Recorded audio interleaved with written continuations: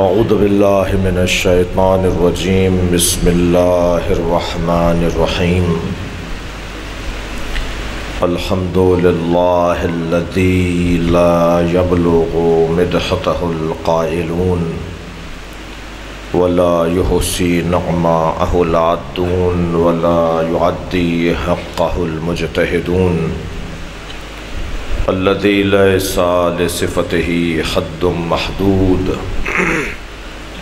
ولا نعت موجود ولا وقت معدود ولا اجل ممدود فطر الخلائق بقدرته ونشر الرياح برحمته الصلاة والسلام على الرسول المسدد المصطفى العمجد المحمود الأحمد سیدنا و مولانا و مولا الکونین جد الحسن والحسین عانی ابو القاسم محمد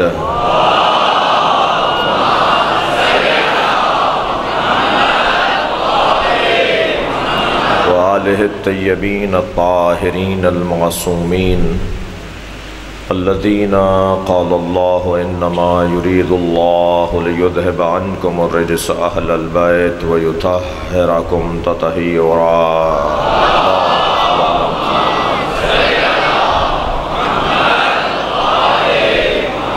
ولعنۃ اللہ علی اعدائہم اجمعین من یوم عداوتہم الی قیام یوم الدین اما بعد قال الحکیم فی قرآن الکریم بسم اللہ الرحمن الرحیم وقال ربکم ادعونی استجب لکم ان الذین یستکبرون عن عبادتی سیدخلون جہنم داخرین صلوات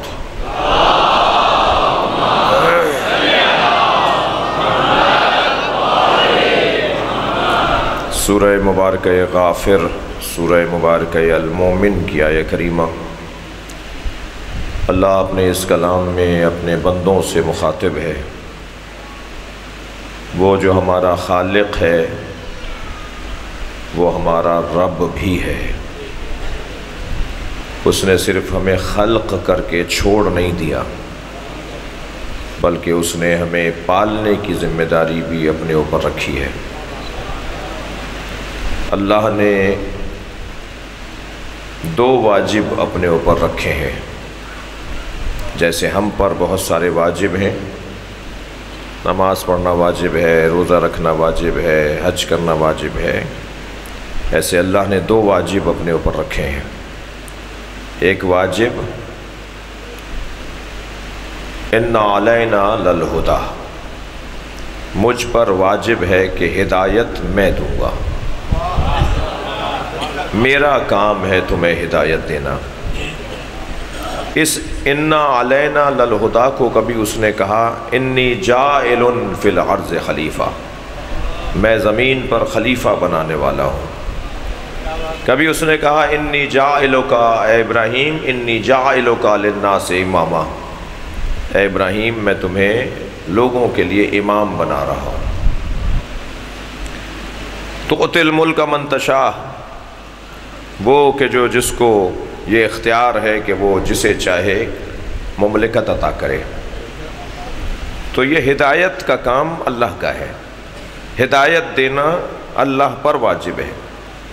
اپنے اس واجب کو عملی منظرنامے میں لانے کے لیے وہ نبیوں کو بھیجتا ہے، وہ اولو العزم پیغمبروں کو بھیجتا ہے، پھر صاحبان شریعت نبیوں کو بھیجتا ہے، اور پھر سلسلہ جب کمال پر پہنچتا ہے تو خاتم الانبیاء کو بھیجتا ہے۔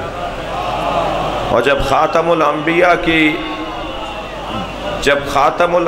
کی نبوت مکمل ہو تو تکمیل نبوت مصطفیٰ کو ولایت علی کہتے ہیں۔ لہذا اعلان ہوگا کب؟ آخری وقت میں، جب سب کچھ پہنچا چکے، جب سب کچھ دے چکے تو اعلان ہوگا من کنت مولا فہذا علی المولا۔ اٹھا کے کہا یہ والا علی۔ جو جعلی اللہ بنا سکتے ہیں وہ کچھ اور بھی کر سکتے ہیں۔ صلوات پڑھیں گے محمد و آل محمد۔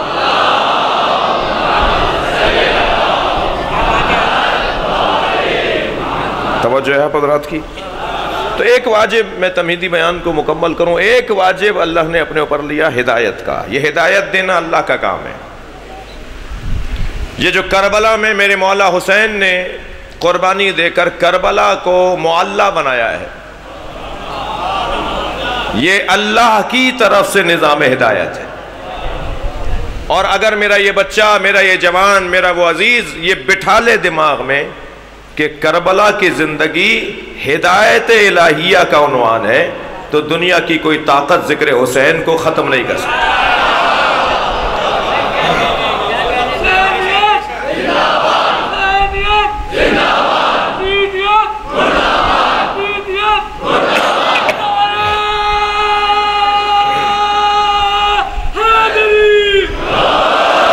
پہلا واجب جو اللہ نے اپنے اوپر رکھا ہے وہ ہے ہدایت دینے کی ذمہ داری. اس کا کام ہے ہدایت دینا. دوسرا واجب جو اللہ نے اپنے اوپر رکھا ہے، ما من دابۃ فی الارض الا علی اللہ رزقھا، زمین پر کوئی ہلنے والا، رینگنے والا، جنبندہ، جنبش کرنے والا وجود نہیں ہے مگر یہ کہ اس کے رزق کی ذمہ داری میرے اوپر ہے. اللہ نے رزق کی ذمہ داری اپنے اوپر لی ہے. وہ کھلائے گا، وہ پالے گا. دو ہی بچے اچھے کا نعرہ اسلام کا نعرہ نہیں ہے. توجہ ہے؟ دو ہی بچے کا نعرہ، دو ہی بچے اچھے، یہ اسلام کا نعرہ نہیں ہے. تربیت نہیں کر سکتے ہو تو ایک بھی زیادہ ہے، اور تربیت کر سکتے ہو تو 10 بھی کم ہے. تو کسوٹی یہ نہیں ہے جی.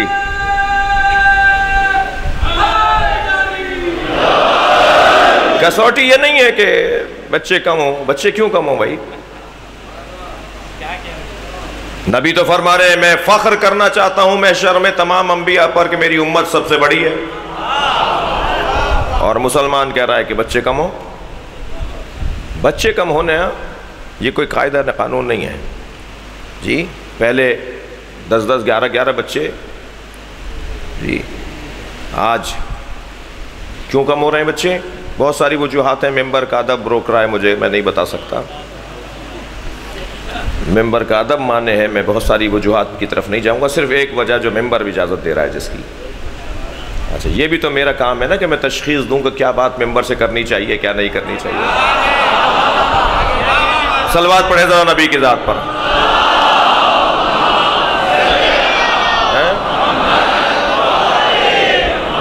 ممبر کے ادب کے تقاضے کے مطابق ممبر کی زبان کو ملحوظ رکھتے ہوئے صرف ایک علت کی طرف توجہ دلاؤں گا. کم بچوں کی بات کون کرتے ہیں؟ کم بچوں کی بات وہ کرتے ہیں جو اللہ کو رازق نہیں مانتے. کھائے گا کہاں سے، پلے گا کیسے، اسے کھلائیں گے کہاں سے. تو ان سے موٹا سا سوال تو یہ ہو تمہیں کس نے پالا ہے؟ تمہارے آباء و اجداد کو کس نے پالا تھا؟ جب تمہارے آباء و اجداد کو پالنے والا بھی اللہ ہے تو تمہاری نسلوں کو پالنے والا بھی تو وہی ہے. قرآن مذمت کر رہا ہے ایسے لوگوں کی جو یہ کہہ کر کہ بچوں کو پالیں گے کیسے، بچوں کو کھلائیں گے کیسے. نہیں عزیزان گرامی، اور وجوہات بھی ہیں، اور بہرحال شرعی طور پہ کیا اجازتیں ہیں وہ ایک علیحدہ بحث ہے. لیکن بحث یہ ہے کہ اللہ نے دوسرا واجب جو اپنے اوپر رکھا ہے وہ ہے رزق.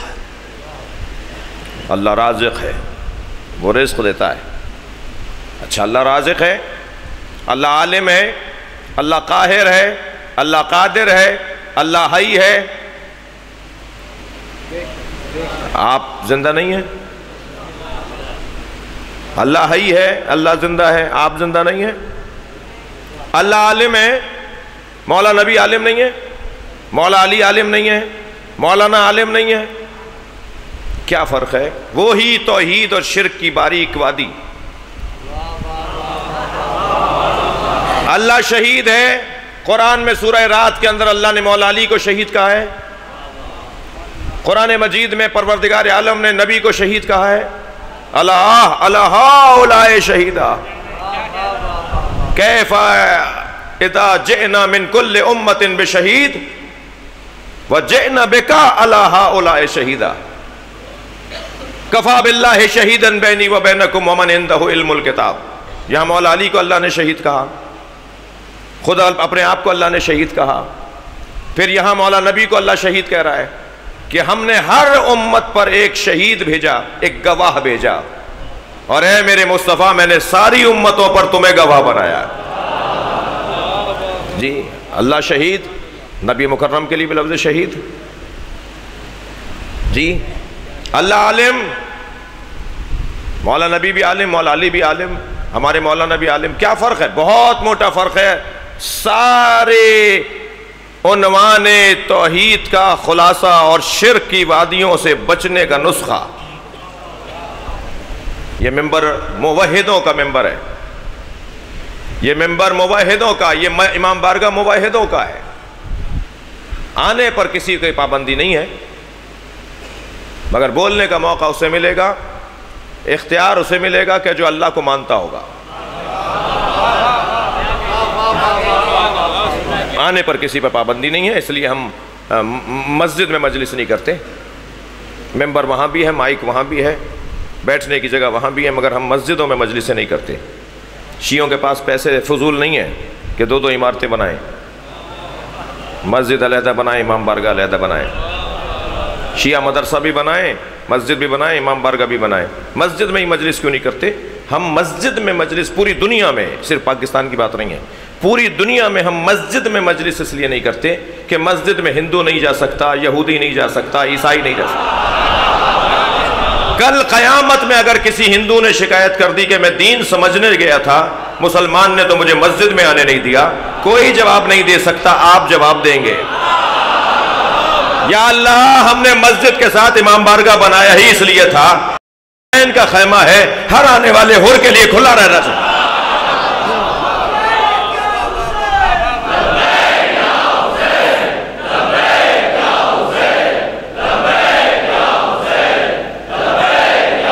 بلندتر صلوات پڑھیں گے محمد و آلہ.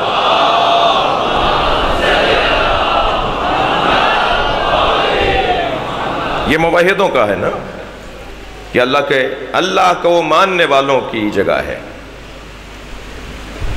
حسین مولا کا پختہ پکا RCC کا خیمہ ہے. کربلا میں کپڑے کے خیمے جلائے تھے، بتائیں جیتا کون اور ہارا کون؟ تم نے کپڑے کے خیمے کربلا میں جلائے. اب پوری دنیا میں، ہر ملک میں، ہر شہر میں، ہر محلے میں حسین کے پکے پختہ خیمے لگے ہوئے ہیں. اور یہ سب کے لیے ہے. ابھی اس وقت میں مجلس میں سنی بھائی تشریف فرما ہے، سنی ہماری جان ہے، سنی ہمارے عزیز ہیں، اور کوئی پابندی نہیں ہے. کسی شیعہ کو یہ حق نہیں ہے کہ وہ برابر والے سے پوچھے تم سنی ہو یا شیعہ. کسی شیعہ اور عزادار کو حق نہیں ہے کہ پوچھے تمہارا مذہب کیا ہے. دروازہ کھلا رہے، آنے دیجئے، سوچنے دیجئے، بولنے دیجئے. پریشان وہ ہو، مائک پر بات وہ نہ کرے جس کے پاس دلیل نہ ہو.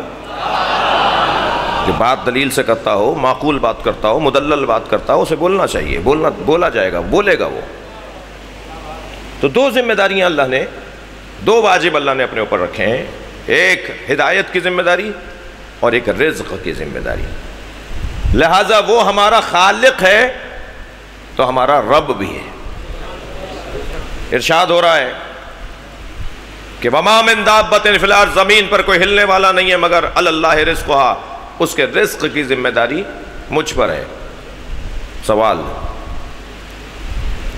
یہ جو آپ گھر میں کھانا کھا کے آئے ہیں، جا کر کھائیں گے، یہ آپ کو کون لا کے دے رہا ہے؟ مثلاً کہیں گے زوجہ محترمہ نے لا کے دیا، کوئی کہے گا امی نے لا کے دیا، کوئی کہے گا باجی نے لا کے دیا، کوئی کہے گا بیوی نے لا کے دیا.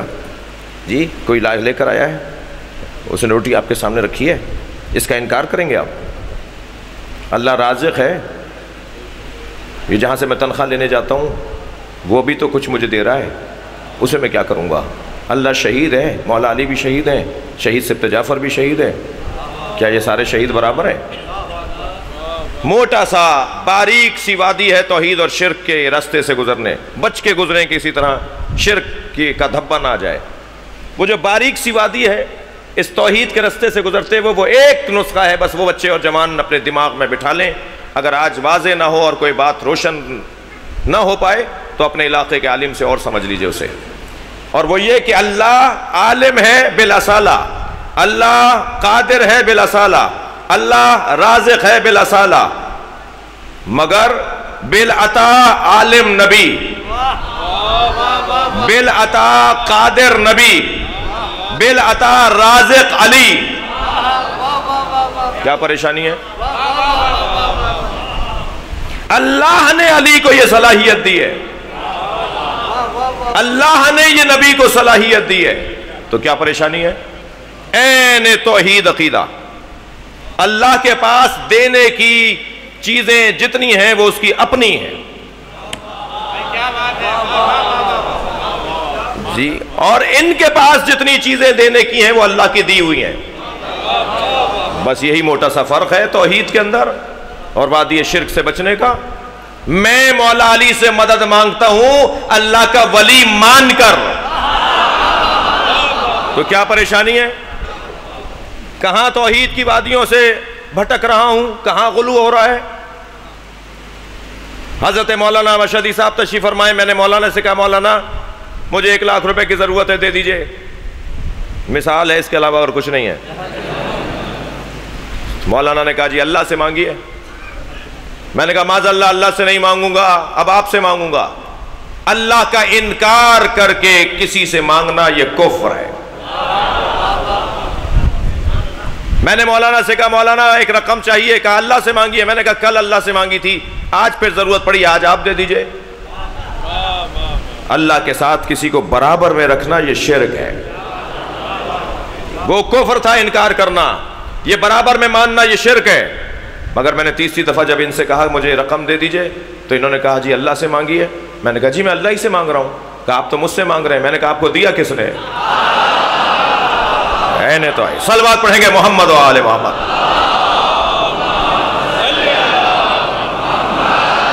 بھائی مجمع بہت زیادہ ہے، صلوات اس سے بہتر ہونی چاہیے. ماشاءاللہ ماشاءاللہ.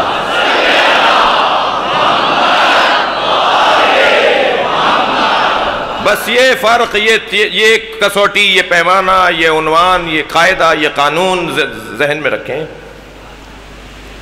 اصالت اور بالعرض، اصالت اور بالعطا. قال ربکم، تمہارے رب نے، اب ربوبیت کی تمہید میری یہاں مکمل ہوئی. تمہارے رب نے کہا تمہارے رب نے ادعونی، مجھے پکارو. علماء کرام تشریف فرمائے جمع کا صیغہ ہے، سب کو کہا ہے سب پکارو. اللہ سب کو فقیر دیکھنا چاہتا ہے. اللہ کرے ہم سب فقیر ہوں. بولیے گھبرا کیوں رہے ہیں؟ الہی آمین کہیے. اللہ ہم سب کو فقیر بنائے. جتنا ہم فقیر اپنے آپ کو مانیں گے، سمجھیں گے، پہچانیں گے، اتنا ہی اللہ ہمیں ولایتیں عطا کرے گا. اللہ انہی کو ولایتیں عطا کرتا ہے کہ جنہیں اپنا پتہ ہو کہ میں کیا ہوں. سارا مسئلہ یہ ہے کہ مجھے اپنے آپ کو پہچاننا ہے کہ میں ہوں کون. انتم الفقراء، تم سب فقیر ہو. یہ باور کرنے کی ضرورت ہے کہ ہم فقیر ہیں. اتنے فقیر ہیں، اتنے فقیر ہیں کہ اگر یہ انگوٹھا کا پوروا کٹ جائے تو ان 2 انگلیوں سے بٹن بھی نہیں لگا سکتے.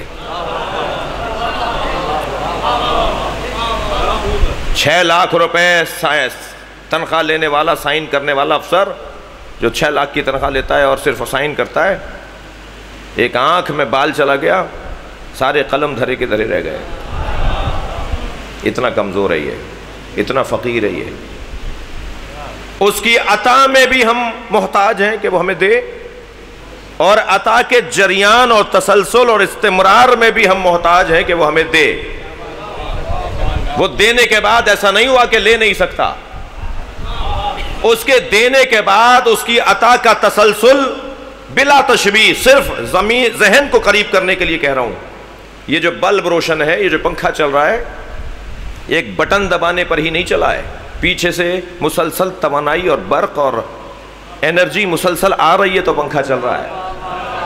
مجھے ایک دفعہ اللہ نے عطا کر دیا نہیں، بار بار کہو یا اللہ واپس نہ لے. اور لا طرفت عین، لا تکلنی الی نفسی، مجھے میرے حال پر نہ چھوڑ یا اللہ، اگر تو نے مجھے میرے اوپر چھوڑ دیا اور تو نے اپنا کرم بند کر دیا تو میں برباد ہو جاؤں گا، تباہ ہو جاؤں گا۔ وہ فقر کا دقت چاہوں گا، وہ فقر کا احساس، وہ ناداری کا احساس مسلسل مجھے اور آپ کو ترقی عطا کرے گا۔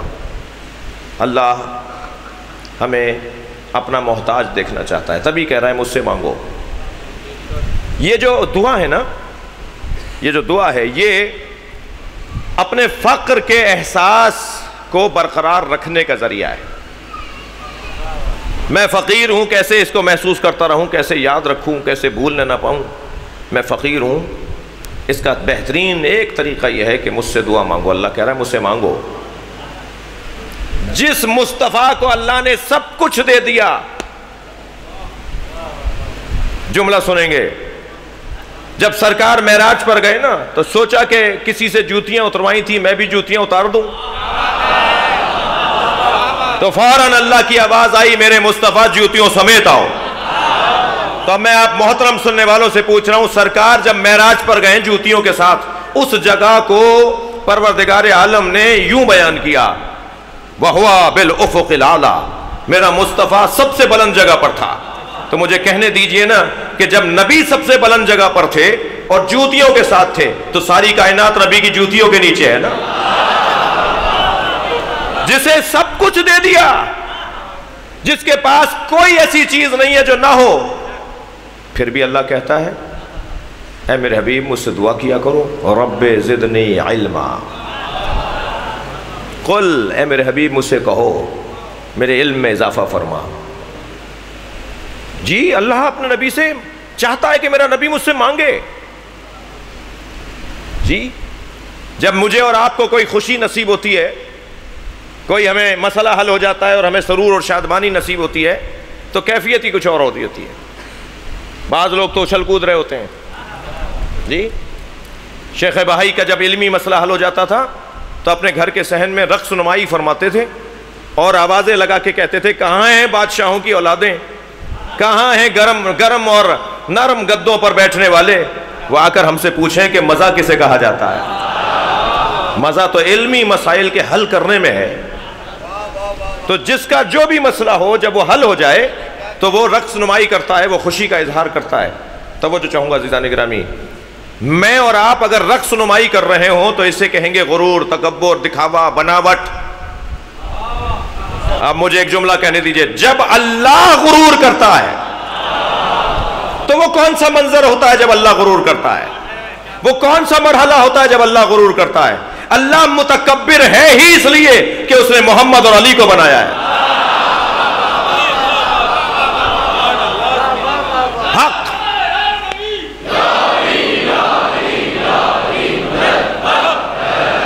حق ہے،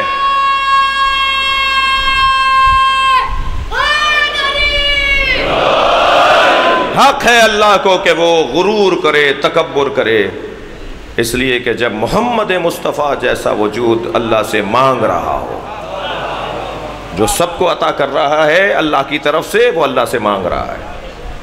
قل رب زدنی علما، یا اللہ اے میرے حبیب مجھ سے کہو مجھ سے علم، میرے علم میں اضافہ فرما۔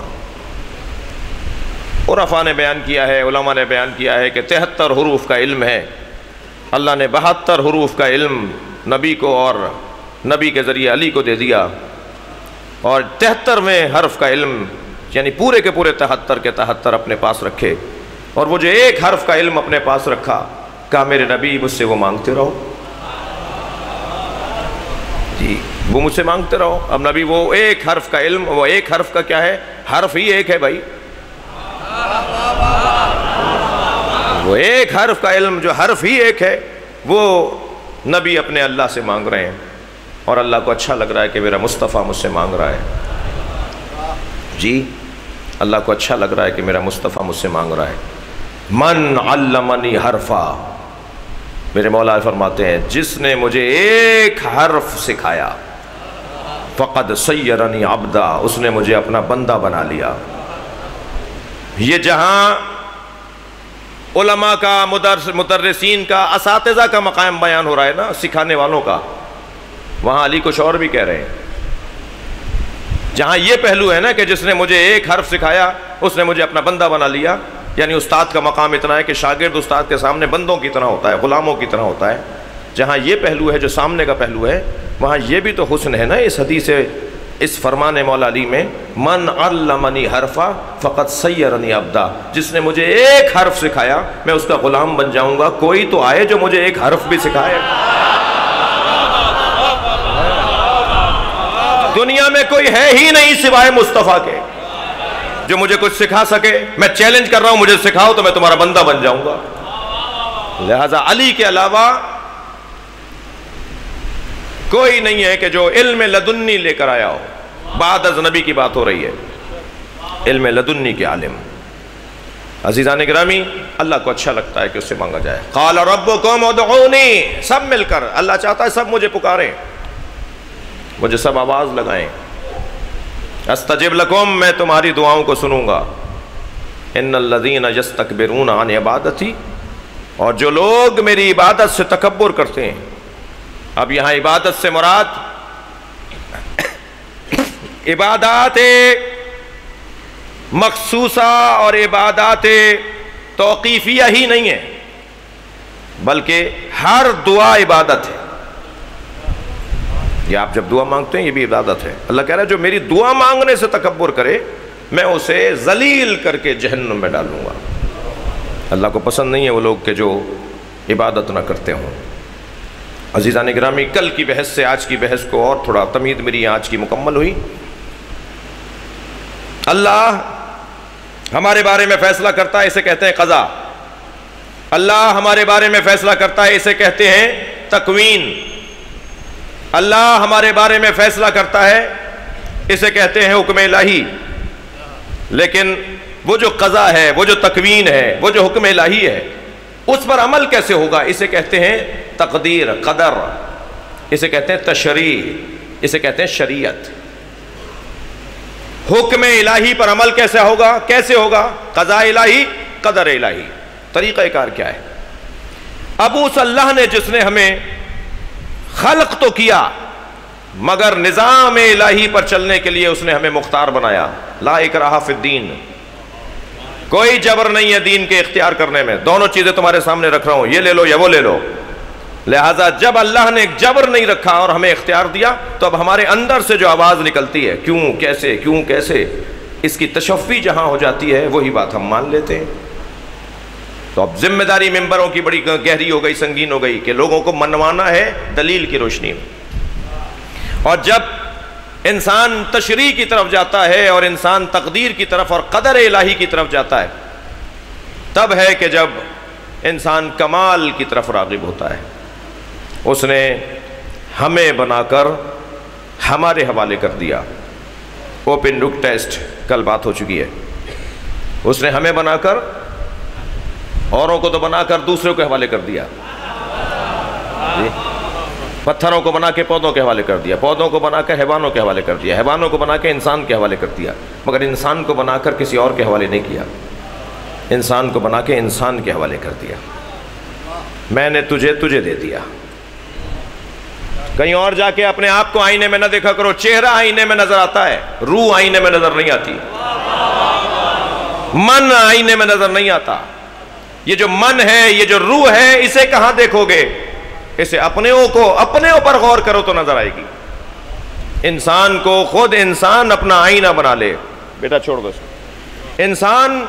انسان اپنے لیے آئینہ بن جائے تو وہ اپنے آپ کو دیکھ سکے گا. دقت چاہوں گا کیسے؟ میں تو اپنے آپ کو جانتا ہی نہیں ہوں. کسی بندر کو آپ ادرک دے دیں، صلوات پڑھ لیں ذرا محمد والا.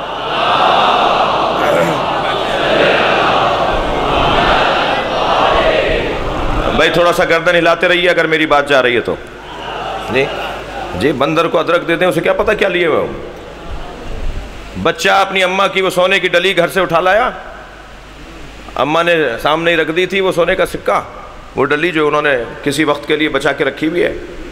وہ بچے نے اٹھا لی، باہر لے آیا. کسی نے دیکھا اس کے ہاتھ میں سونا ہے، ٹافی بڑھا کے کہا بیٹا ٹافی لے لو، یہ دے دو ہمیں. یہ فوراً دے دے گا. اس لیے کہ اس میں تو کوئی ذائقہ ہی نہیں ہے، اسے تو ذائقہ ٹافی میں آ رہا ہے۔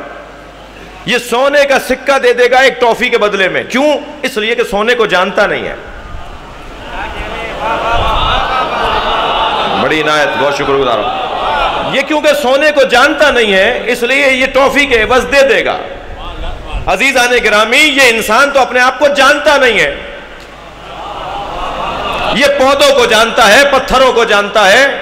ایسے ایسے جوہری آپ کو ملیں گے، یعنی پتھر شناس ملیں گے، ایسے ایسے آپ کو پودوں اور گیاہ کی اور بایولوجی کی دنیا کے لوگ ملیں گے، زمین کے جاننے والے لوگ ملیں گے کہ کون سی زمین پر کون سی فصل ہو سکتی ہے۔ آج جدید زراعت کے لوگ بڑے ماہر ہیں، بڑے ڈاکٹر ہیں۔ زمین کو جانتا ہے، یہ اپنے آپ کو نہیں جانتا۔ پتھر کو جانتا ہے، یہ اپنے آپ کو نہیں جانتا۔ آسمانوں کو جانتا ہے، یہ اپنے آپ کو نہیں جانتا۔ یہ چاند پر قدم رکھتا ہے، اپنے اوپر نہیں پہنچا۔ یہ سب جگہ چلا گیا ہے، یہ خود اپنے آپ سے غافل ہے۔ میں تو اپنے آپ کو جانتا نہیں ہوں، پھر اللہ نے مجھے میرے حوالے کیوں کیا ہے؟ ایسے ہی کر دوں گا جیسے بچہ سونا دے کے ٹافی لے لیتا ہے، اور ایسے ہی ہو رہا ہے۔ کیا ہو رہا ہے اس وقت معاشرے کے اندر؟ جی سونا دیا جا رہا ہے، ٹافیاں لی جا رہی ہیں۔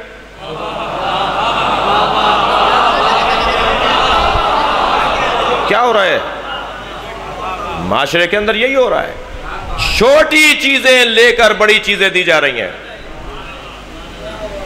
کیا لے رہے ہو اور کیا دے رہے ہو اس کا طے کرو، فیصلہ کرو۔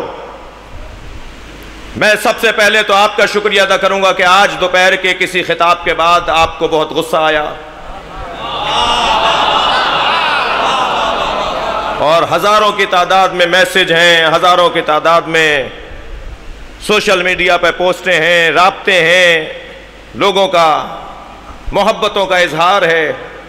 میں سب سے پہلے تو ان کا شکریہ ادا کروں گا کہ جو آج دوپہر کے بعد سے، آج ایک اعلان اور آج ایک بیان کے بعد سے مجھ سے محبتوں کا اظہار ہوا، میں اس کا شکریہ ادا کروں گا۔ اور دوسری بات آپ سے بس ایک ہی کروں گا، اور وہ یہ توجہ چاہوں گا، اور وہ یہ کہ میں اپنے آپ سے کہہ رہا ہوں اور آپ سے کہہ رہا ہوں کہ میں صبر کا دامن ہاتھ میں رکھوں گا، برداشت کا دامن ہاتھ میں رکھوں گا، اس لیے کہ عالمی شیطانی طاقتیں پاکستان میں جھگڑا چاہتی ہیں، اور میں پاکستان کو بدامن نہیں دیکھنا چاہتا۔ میری بڑی آرزو ہے کہ آج کم سے کم 10 مرتبہ آپ کہیں پاکستان زندہ باد، پاکستان زندہ باد، مل کر جواب دیں آخر تک۔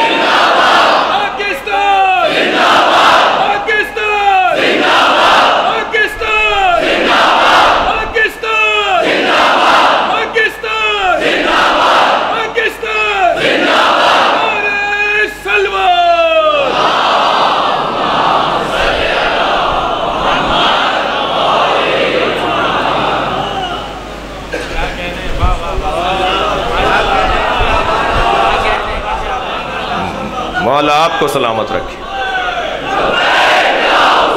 مل کر جواب۔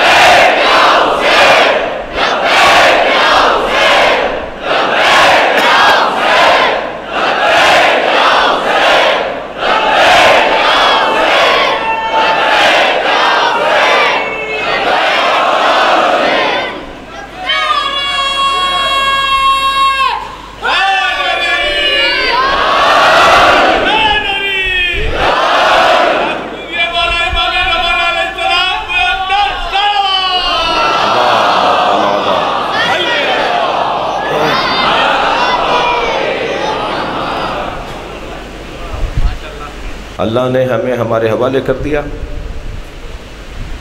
سونے دے دے کر ٹرافیاں لی جا رہی ہیں۔ سمجھداری، ہوشیاری، معاملہ فہمی۔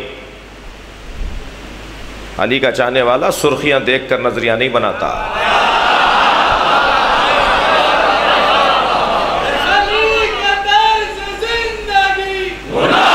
ماشاءاللہ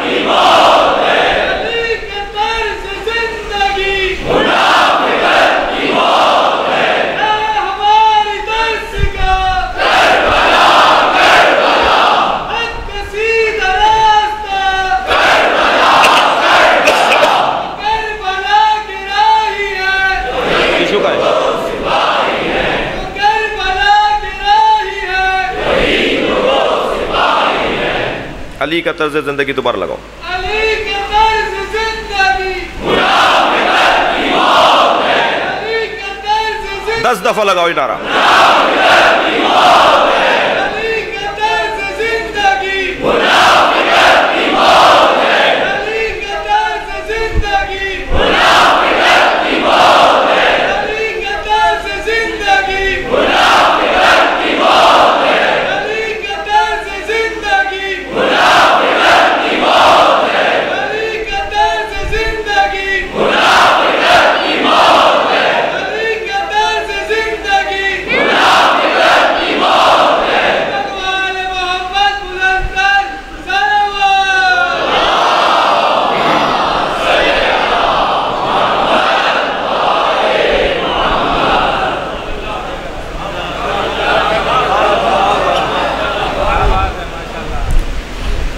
آج کا یہ اعلان ہے.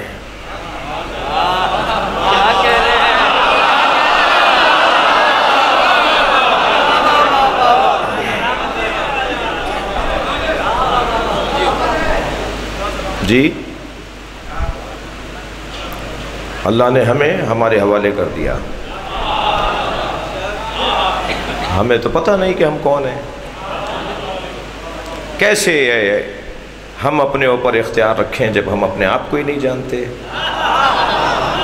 تو اب کیا کریں کہ ہم اپنے آپ کو جانیں؟ تو ان کے پاس جانا ہوگا جو اپنے آپ کو جانتے تھے. بس یہ مجلس اعضا فلسفہ ہی یہ رکھتا ہے کہ ہم وہاں بیٹھے ہیں جو اپنے آپ کو جانتے تھے، اور جو اپنے آپ کو جانتے تھے وہی ہمیں بتائیں گے کہ تم کیا ہو. لہٰذا انہوں نے ہمیں خوب بتایا، ہمیں ہمارے حوالے کیا ہے تاکہ ہم اپنے آپ کو پہچانیں. اوپن بک ٹیسٹ، کتاب کھول کر پڑھ کے بتاؤ کہ کیا سمجھے ہو. میں نے تمہیں تمہارے حوالے کر دیا، تم اپنے اوپر غور کر کے بتاؤ کون ہو. جب تم ہی بتا نہیں سکتے کہ تم کون ہو تو دوسرا کیا بتائے گا کہ تم کون ہو؟ تم خود بتاؤ کہ تم کون ہو. اب میں اپنے آپ کو کیسے پہچانوں؟ عزیزو، لاکھوں مچھر اللہ نے بغیر مقصد کے نہیں بنائے.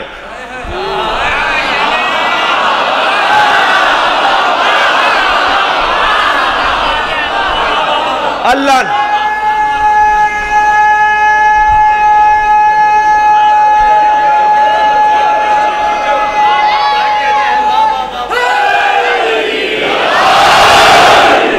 نے لاکھوں مکھیاں بغیر مقصد کے نہیں بنائی. متوکل کی ناک پر مکھی آ کے بیٹھ رہی تھی. بار بار مکھی متوکل کو تنگ کر رہی تھی کہ ایک مرتبہ مولا نقی کی طرف دیکھ کر کہنے لگا اللہ نے مکھی کیوں بنائی ہے؟ اچھا ان سے پوچھ ہی اسی لے رہا ہے کہ جانتا ہے یہی بتائیں گے کہ کس کو کیوں بنایا ہے اللہ نے. مقصد حیات کون بتائے گا؟ جو میں اپنے آپ کو جانتا ہوں. کہا یہ اللہ نے مکھی کیوں بنائی ہے؟ میرے مولا نقی نے بے ساختہ فرمایا متکبروں کا غرور مٹانے کے لیے.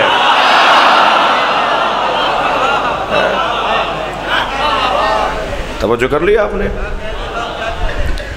کون پہچانتا ہے؟ جو اپنے آپ کو پہچانتا ہے وہی ہمیں بتائے گا تم کون ہو. دقت چاہوں گا، بچھو بغیر مقصد کے نہیں بنا. بھئی آپ پتہ نہیں کہاں دماغ لے جا رہے ہیں. سانپ بغیر مقصد کے نہیں بنا. اللہ نے کسی وجود کو بغیر مقصد کے نہیں بنایا. جب اللہ نے کسی کو بغیر مقصد کے نہیں بنایا تو آپ کو، مجھے، انسان کو بغیر مقصد کے کیسے بنایا؟ ہمارا بھی تو کوئی مقصد ہے. بس مقصد شناسی ہی کو قیمت کہا جاتا ہے. میں اگر مقصد حیات کو، توجہ چاہوں گا، اگر میں مقصد حیات کو سمجھ لوں تو یہی میری قیمت ہے. اور جتنا میں مقصد حیات کو سمجھتا جاؤں گا میری قیمت بڑھتی چلی جائے گی. کسی نے مکان کو مقصد حیات سمجھا، 40 سال تک خوب کمایا، گلک بنائے، بیسیاں ڈالیں، اس کی خاطر جھوٹ بولا، اس کی خاطر لڑائیاں کی. کیا کر رہے ہو؟ گھر بنانا ہے. تو مقصد حیات کیا ہوا؟ گھر. تو بس اس کی قیمت بھی وہی گھر ہے. کسی نے اپنا مقصد حیات سرکاری نوکری، جس کی خاطر رشوت دی، جھوٹ بولا، فائل اوپر نکلوائی، ہر حرام حلال کام کیا، نوکری مل گئی، تو یہی قیمت ہے، اس کا مقصد زندگی یہی نوکری ہے۔ بیٹا پڑھ کیوں رہے ہو؟ نوکری کرنی ہے۔ اللہ نے پیدا کیا ہے آزاد رہنے کے لیے، یہ نوکری کرنا چاہتا ہے۔ بھائی کاروبار کیوں نہیں کرتے؟ میں جعفر طیار کے مرکزی امام بارگاہ سے خطاب کر رہا ہوں، اور پاکستان کی بڑی شیعہ آبادی ہے جس سے میں خطاب کر رہا ہوں۔ ایک پیغام دینا چاہتا ہوں، خدا کے واسطے نوکریوں سے اپنے آپ کو بچائیے، کاروبار کیجئے، جی کاروبار کیجئے، زیرو سے شروع ہو، جی چھوٹی چھوٹی چیزوں سے کام شروع کریں، گھر میں کام شروع کریں، اور برکت اللہ دے گا۔ پہلے دن سے نیت کریں کہ جب بھی میری آمدنی میری خرچے سے زیادہ ہوگی تو میں بچت پر خمس نکالوں گا، اور کوئی پریشانی کی بات نہیں ہے، کسی ملا مولوی کو کسی مولانا کو نہیں دیجیے گا خمس،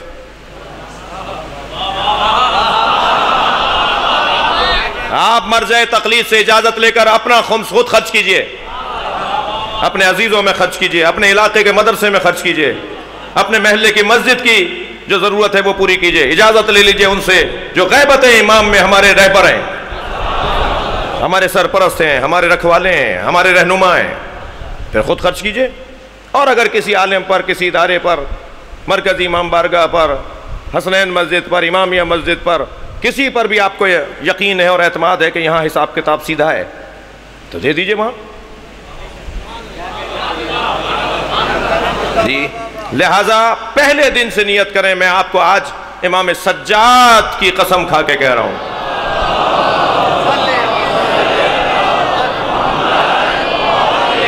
کاروبار کی طرف جائیے، کاروبار کی طرف۔ میرے بچوں، میرے عزیزوں، میرے نورانی چہرے والے، میری قوم کے ہونہاروں، تمہارے چہرے کا نور بتا رہا ہے کہ تم نے گناہ نہیں کیے ہیں،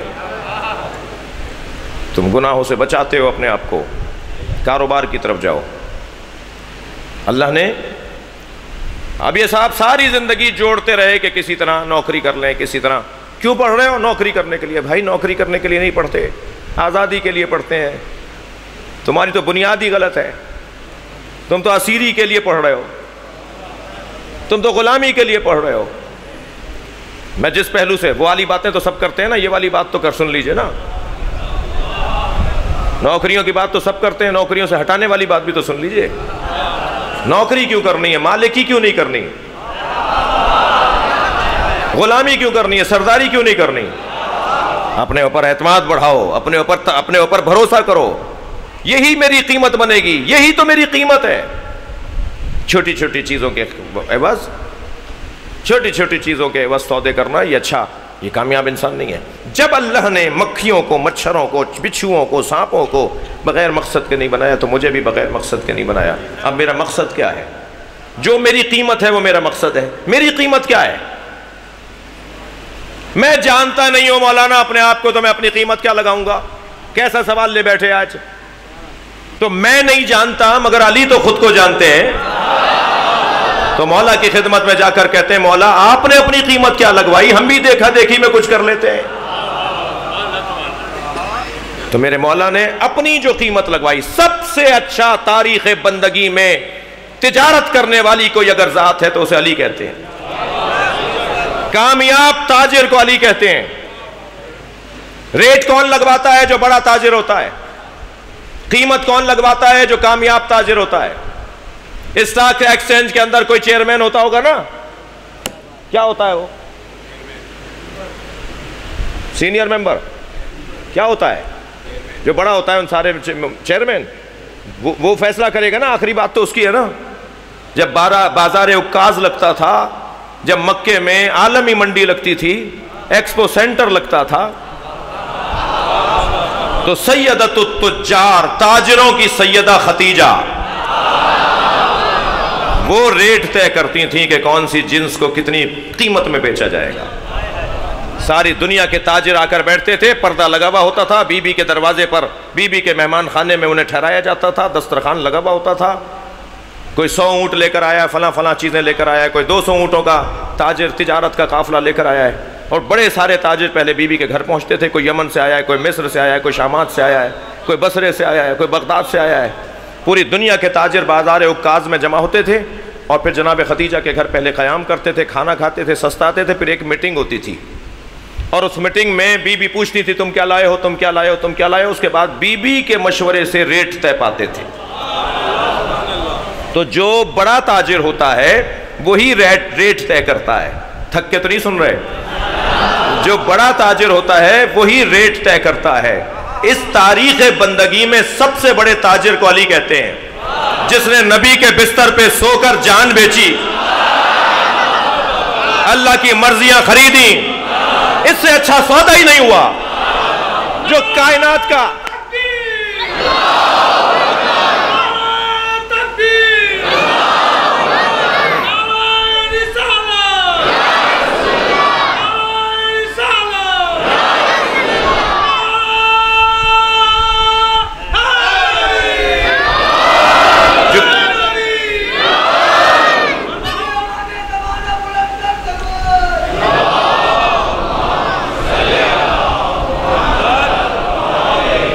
توجہ کر لیا آپ نے؟ سب سے کامیاب تاجر جس نے تاریخ بندگی میں اپنا اچھا سودا کیا، وَمِنَ النَّاسِ مَن يَشْرِي نَفْسَهُ ابْتِغَاءَ، لوگوں میں سے کچھ ہیں جو بیچتے ہیں اپنے نفسوں کو ابتغاء مرضات اللہ، بدلے میں اللہ کی مرضیوں کے۔ واحد ذات ہے جس نے اپنا وجود بیچا ہے اللہ کے ہاتھوں۔ اب علی کا تو کچھ نہیں ہے، علی تو بیچ چکے، اللہ نے اپنی مرضیاں دی ہیں، مگر اللہ کی مرضیاں اللہ کے پاس بھی ہیں، علی کے پاس ہیں جی۔ اور علی نے اپنا وجود بیچ دیا۔ جب اپنا وجود ہی بیچ دیا تو علی کا تو کچھ نہیں رہا۔ ہم نے بڑی محنت سے چاؤ سے ایک پلاٹ لیا، مثال دے رہا ہوں، اور پیسے جوڑ جوڑ کے مکان بنایا۔ جیسے جیسے مکان بنتا گیا، جیسے جیسے مکان تکمیل کی طرف جاتا گیا، تو جو ہم سے حسد کر رہے تھے ان کی آگ میں اضافہ ہوتا گیا، اور انتظار کرنے لگے گھر بنے تو صحیح، جلانا تو ہمارا کام ہے۔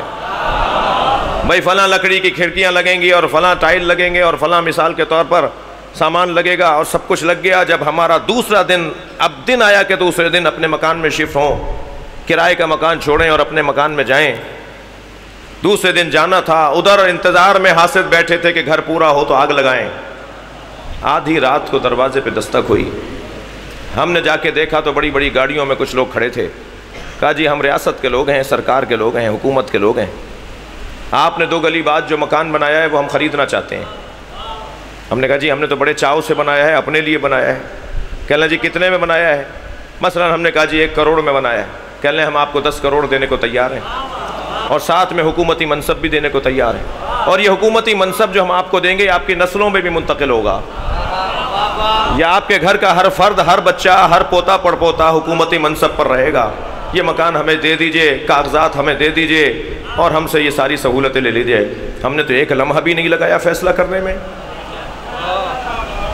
ہم نے 1 کروڑ کا بنا ہوا مکان 10 کروڑ میں دے دیا، کاغذات انہیں دے دیے، اپنی نسلوں میں حکومت کی نمائندگی بھی لے لی، اور ادھر ہم نے فیصلہ کر کے سو گئے، اور جنہیں آگ لگی ہوئی تھی انہوں نے گھر کو آگ لگا دی،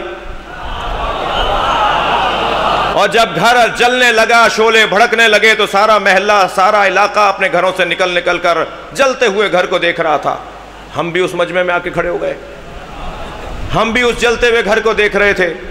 اس مجمع میں آگ لگانے والے بھی تھے، وہ جلتے ہوئے گھر کو کبھی دیکھتے تھے، کبھی ہمیں دیکھتے تھے۔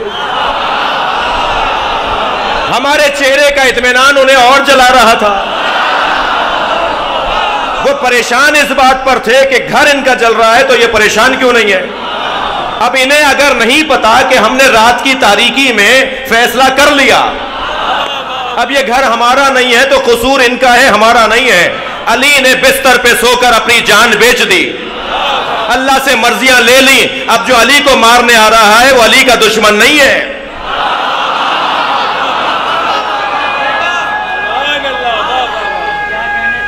جی علی کا دشمن اللہ کا دشمن ہے۔ اس سے اچھا تبرہ ہوگا؟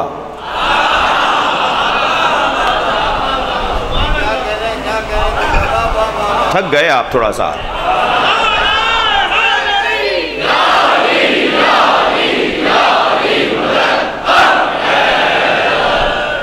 دقت فرمائی آپ نے؟ علی نے اپنے بچوں میں ولایتوں کو وراثتاً دے دیا. اب جیسے علی اللہ کی مرضیوں کا حامل ہے، وراثت میں حسن بھی ہیں، وراثت میں حسین بھی ہیں، وراثت میں امام سجاد بھی ہیں. یہ سب وراثتاً اللہ کی مرضیوں کے حامل ہیں، اس لیے کہ بابا نے فیصلہ بڑا اچھا کیا. اور جس علی نے اپنا آپ بیچ کر، اپنی جان بیچ کر، اپنا نفس بیچ کر، اپنی ذات بیچ کر اللہ کی مرضیوں کو خریدا، اب وہی علی ہماری رہنمائی کریں کہ ہماری قیمت کیا ہے. مولا آپ بڑے تاجر ہیں، آپ بتا دیں تاکہ نقصان نہ اٹھائیں، ہمیں کوئی نقصان نہ ہو جائے، ہمیں کوئی ضرر نہ ہو جائے. تو میرے مولا نے نہج البلاغہ میں ہماری رہنمائی فرمائی. اللہ اکبر. فرمایا فلا تبیعوها الا الجنہ، اپنے آپ کو جنت سے کم نہ بیچنا. علی نے ہماری قیمت بتا دی، تمہاری قیمت جنت.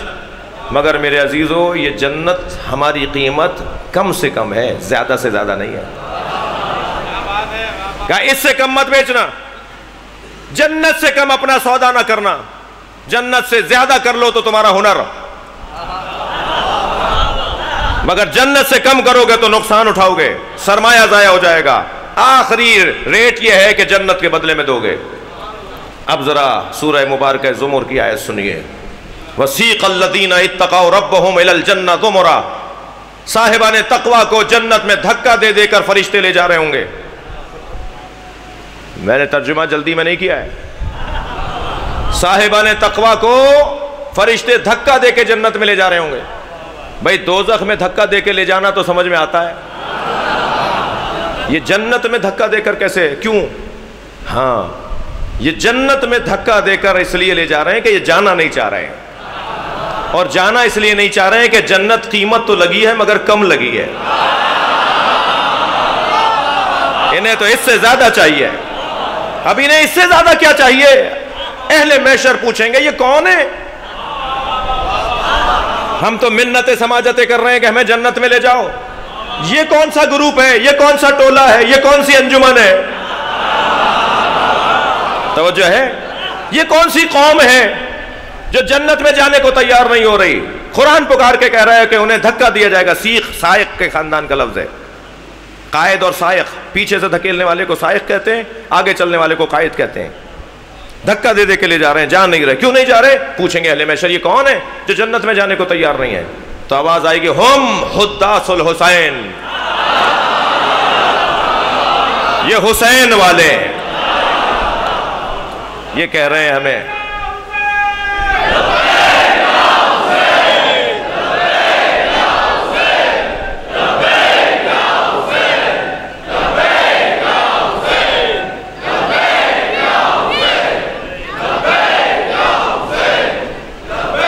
بلند تر صلوات پڑھ لیں گے محمد والے.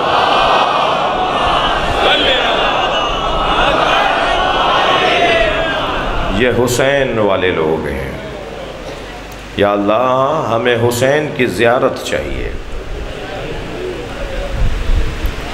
ہماری جنت تو حسین ہے، لہٰذا انہیں روک دیا جائے گا کہ جب تک حسین نہ آ جائے اور یہ حسین کا دیدار نہ کر لیں اس وقت تک انہیں روکے رکھو. کہ ہمیں جنت، اس جنت میں جانا کیوں ہے جس میں حسین ہمارے ساتھ نہ ہو؟ ہمیں تو وہاں رکھ جہاں حسین ہے. وہ جنت کی اعلیٰ قسم، جنت کی سب سے بڑی قسم، جو عظیم درجہ جنت، جسے سورہ مبارکہ فجر میں اللہ جنتی کہہ کے یاد کر رہا ہے. میری خاص جنت جو حسین کے لیے ہے. حق ہے حسین کا کہ اللہ میرے مولا کو اپنی خاص جنت میں رکھے. یہ حسین حسین بولنے والے امام حسین کا دیدار کر کے جنت میں جائیں گے اور وہاں رہنا چاہیں گے جہاں حسین رہتے ہیں. این حسین کیست کہ ہمیں عالم دیوان اوست. یہ کون ہے حسین؟ جسے دیکھو حسین کہتا ہے، حسین حسین بولتا ہے، حسین کا نام لینا اپنے لیے فخر سمجھتا ہے. یہ وہی حسین ہے جس کا لاشا 3 دن بے گور و کفن رہا. اجرکم اللہ، اجرکم اللہ. یہ کون حسین ہے جس کے نام پہ آج یہ 23 محرم کو اتنا بڑا مجمع؟ کہا جائے عشرہ اولیٰ کے اندر تو مجمع کا آنا سمجھ میں آتا ہے، لیکن عشرہ اولیٰ کے بعد اتنا بڑا مجمع سب جگہ ایسے ہی ہو رہا ہے. ابھی میں فیصل آباد پڑھ کر آ رہا ہوں، ابھی آلیبا پڑھ کر آ رہا ہوں، سب جگہ یہی کیفیت ہے جو آپ کے ہاں ہے. یہ اتنا بڑا مجمع کیوں لگ رہا ہے؟ جو رونے آئے نا میرا جملے کو محسوس کریں گے. کبھی غور کیا کہ حسین کے نام پہ اتنا مجمع کیوں لگتا ہے؟ اس کا سبب یہ ہے کہ حسین کربلا میں اکیلے کھڑے تھے. جو اللہ کی خاطر تنہا ہو جائے اور اس کی تنہائی اس کیفیت کی ہو کہ کوئی پتھر مار رہا ہو، کوئی نیزہ چبھو رہا ہو، کوئی برشی مار رہا ہو، کوئی تیر مار رہا ہو، سنیں گے رو رہے ہیں نا. جس کے پاس کچھ نہیں تھا وہ زمین کربلا کی گرم مٹی اٹھاتا حسین مولا کی طرف پھینک دیتا تھا. رونے والوں، میری بیویوں جو مجلس میں خواتین بیٹھی ہیں، مجلس بڑی نورانی ہے. جب گریہ کی آوازیں بلند ہونا تو سمجھیں امام کی نگاہ ہو گئی ہے. امام زمانہ کرم کر رہے ہیں، ہمیں دیکھ رہے ہیں. اور جب گریہ کی آوازیں بلند ہو تو خیال رہے کہیں برابر سے امام سجاد کے رونے کی آواز نہ آ رہے. میں بیویوں سے کہوں گا جب آپ کے درمیان آوازیں بلند ہو رہی ہوں تو ادب رکھیے گا، خیال رکھیے گا کہ کہیں آپ کے آگے زہرا نہ بیٹھی ہو. اپنے خلوص اور سچائی میں، اپنی نیتوں کی طہارت میں مزید گریہ کے وقت خاص طور پر اضافہ کریں. بی بی ہم پر کرم کریں، بی بی کے بچے مہدی ہم پر کرم کریں. ہم آپ کے جد حسین پہ رونے آئے ہیں. ہم اس غریب پر رونے آئے ہیں جس کا لاشا کسی نے اٹھایا نہیں. اجرکم اللہ، اجرکم اللہ.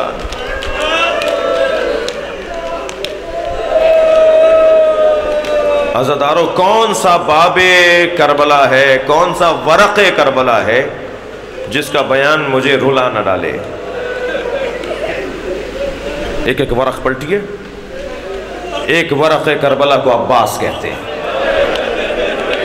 میں اس ورق کو پڑھوں گا نا تو شاید کسی کا دم نکل جائے.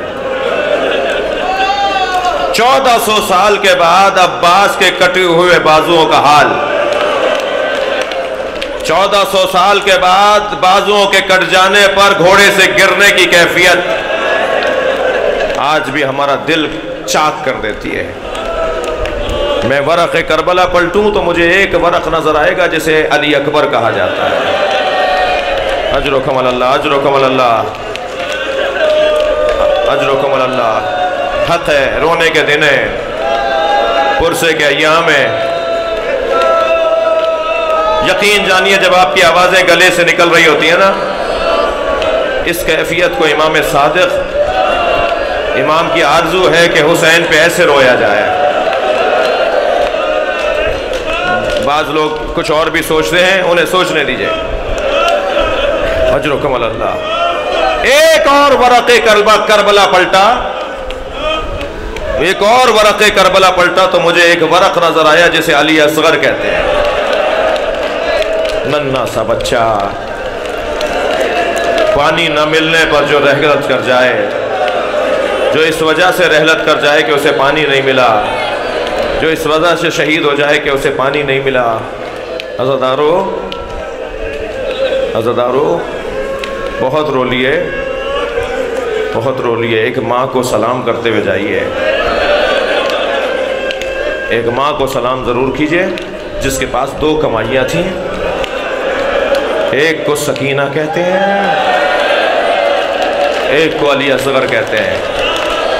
جناب رباب نے دونوں کمائیاں مولا حسین پر قربان کر دی. ایک زندان شام میں آج تک اسیر ہے، ایک کربلا کی خاک میں دفنایا گیا۔ جب جناب رباب اپنے مولا امام حسین کے ساتھ علی اصغر کا لاشا دفنا رہی تھی نا، تو عجب نہیں سکون ہو گیا ہو کہ میرا بچہ محفوظ ہو گیا، مگر مائیں بیٹھی ہیں نا، بچوں والی عورتیں بیٹھی ہیں۔ وہ منظر بڑا شدید تھا جب نیزہ بردار کربلا کے میدان میں علی اصغر کا لاشا ڈھونڈ رہے تھے۔ وہ کیفیت کیا ہوگی جناب رباب کی، جب ایک نیزہ زمین میں گیا اور جب باہر آیا تو ننھا سا لاشا۔ اجرکم اللہ، اجرکم اللہ، اجرکم اللہ۔ مجھے جلدی نہیں ہے، پرسے کے ایام ہے، مجھے جلدی نہیں ہے۔ عزادارو، کیا کیفیت ہوئی ہوگی؟ اس کے بعد کی کیفیت سنیں گے۔ یہ کیسی ماں ہے، یہ کیسی ماں ہے کہ جب کربلا سے جا رہی ہے تو اپنی گٹھڑی میں علی اصغر کے جلے ہوئے جھولے کی لکڑیاں،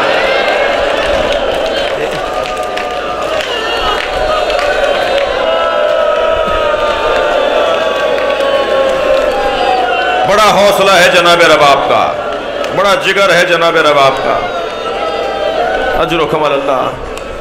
میں یہ مصائب کا بیان چند دن پہلے پڑھ چکا ہوں، جن دوستوں کے لیے تکراری ہو مجھے معاف کریں، مگر ایک عزادار نے مجھ سے خواہش کی تھی کہ اسے دوبارہ پڑھ دیجئے۔ مجھے نہیں پتا شام غریبہ میں پانی کہاں سے آیا،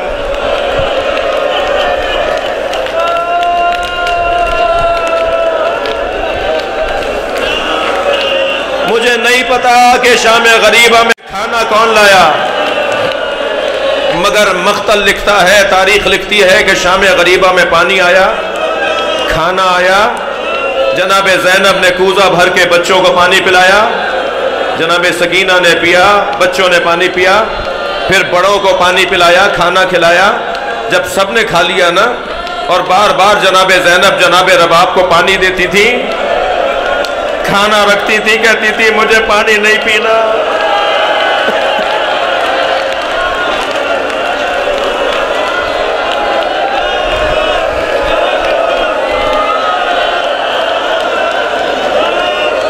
امام سجاد قریب آئے، اماں کچھ پانی پی لیجئے، اماں کھانا کھا لیجئے۔ امامت کا حکم پا کر، امام کا حکم پا کر جناب رباب نے پانی پیا، کھانا کھایا۔ عزاداروں، منبر کا ادب مانے ہے، میں اشارے میں بات کروں گا۔ مجلس میں عورتیں بھی بیٹھی ہیں، جن کی گودیوں میں بچے ہیں وہ بھی ہیں، آپ کے گھروں میں بھی دودھ پیتے بچے ہیں، میں اشارے میں بات کروں گا۔ ادب مانے ہیں، میں تصریح نہیں کروں گا۔ آدھی رات گزری، جناب رباب جناب زینب کے برابر میں آ کے بیٹھی، اے رباب مجھے علی اصغر یاد آ رہا ہے، میرا بچہ بھوکا مار دیا۔